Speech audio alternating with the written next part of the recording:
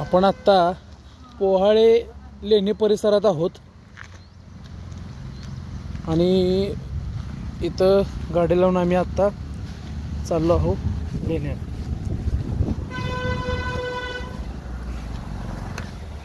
जय भीम नवोदय। आज आपण पोहाळे या कोल्हापूर जिल्ह्यातील ज्या लेण्या आहेत त्या लेण्यांवरती आलो आहोत। तर या साईडला लेण्याकडे जाण्यासाठी रोड आहे, तर आपण पुढे जायचं आहे। या सर्वांना आपल्या सोबत आहेत या ठिकाणी श्रीधर गोखले सर कराडावरून आलेत। गोखले सर जय भीम। जय भीम। ह्या सरांचं नाव दायजे सर या ठिकाणी आले आहेत आणि आपल्या सोबत जे व्हिडिओ बनवत आहेत ते हनुजा कांबळे सर आपल्या सोबत आहेत। हा लेण्याकडे जाण्यासाठी रोड आहे समोर। आपण ज्योतिबा या डोंगराच्या पायथ्याशी आहे। तर समोर बघत असाल तर आपण कोल्हापूर जिल्हा आहे, तर कोल्हापूर जिल्ह्यापासून 14 किलोमीटर अंतरावरती या बौद्ध लेण्या आहेत। तरी एकदाच आपण या लेण्यांवरती येणं गरजेचं आहे। जास्त चढण्यासारखा प्रवास नाही, तर या ठिकाणी रोड आहे। आपण त्या गेट पासून एक 10 मिनिटाच्या अंतरावर चालत पायी आहे। तर फास्टमध्ये आलो तर 5 मिनिटांमध्ये आपण पोहोचू शकतो। तर आपण या ठिकाणी पोहाळे लेणीकडे जात आहोत। तर या ठिकाणी मस्त निसर्गरम्य वातावरणामध्ये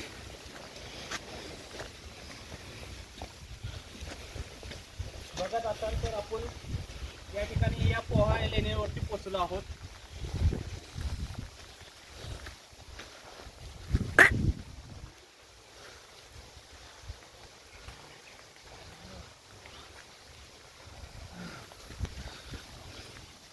सुंदर असा परिसर आपल्याला या लेण्यांच्या इथं पाहायला मिळतो। खूप सुंदर असा परिसर आहे।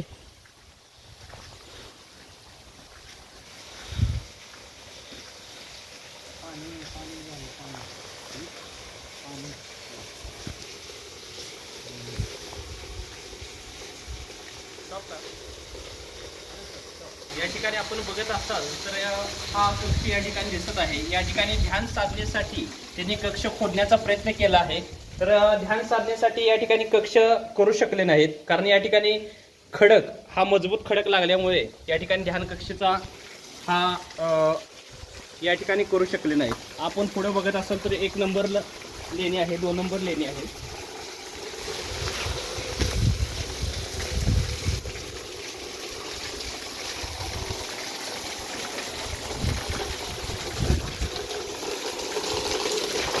हो हो हो हो।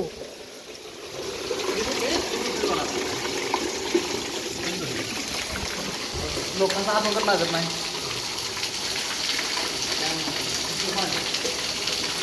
आपण बघत असाल तर या ठिकाणी पाण्याचे टाके दिसत आहे। एकदम पिण्याजोगं पाणी, या ठिकाणी स्वच्छ पाणी या विहारामध्ये आहे। समोर बघत असाल एक मोठं चैत्य या ठिकाणी दिसत आहे। चैत्य दिसल्यानंतर या ठिकाणी ध्यान कक्षेसाठी जे बौद्ध भिक्खू असतील किंवा व्यापारी लोक असतील, ते व्यापारी लोकांसाठी ध्यान कक्षेसाठी या ठिकाणी हे ध्यान कक्ष 1 2 3 ध्यान कक्ष 4 असे ध्यान कक्ष या ठिकाणी बनवण्यात आले आहेत।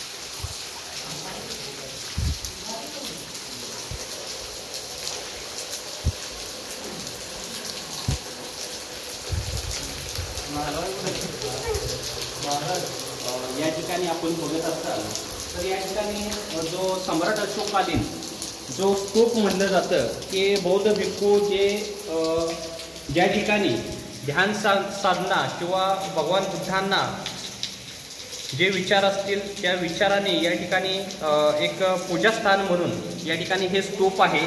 या स्तूपाचं प्रदक्षिणा घालण्यासाठी या ठिकाणी पाठीमागे बघत असाल तर सिस्टीम आहे।